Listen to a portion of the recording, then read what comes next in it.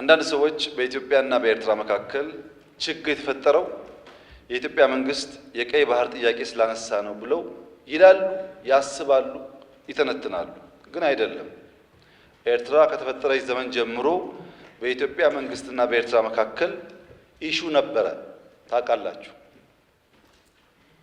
እኛ ከመጣን በኋላ አያስፈልግም ይቅርብን ብለን ሞክረናል። 5 ዓመት ለምነናል።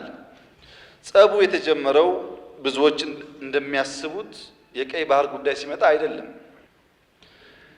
በትግራይ ውጊያ ሲጀመር የመጀመሪያው ዙር ውጊያ ሽሬ ካስለቀቅን በኋላ የኤርትራ ጦር ከኋላ ኋላ ተከትሎ ሽሬ ገብቶ የአንዳንድ ሰዎችን ግለሰቦች ቤት ማፍረስ፣ ፎቅ ማፍረስ ሲጀምር ጸብ ተጀምሯል። አልተናገርንም እንጂ አክሱም ይዘን ስናልፍ አክሱም ገብቶ ወጣቶች በጅምላ ሲረሽን ጸብ ተፋፍሟል።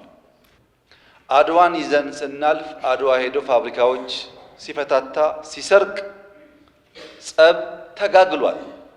አዲግራት ደርሰን የመድኃኒት ፋብሪካውን የሚነቀለውን ነቅለው የማይነቀለውን ሲያፈራርሱ ጸቡ ጫፍ ደርሷል።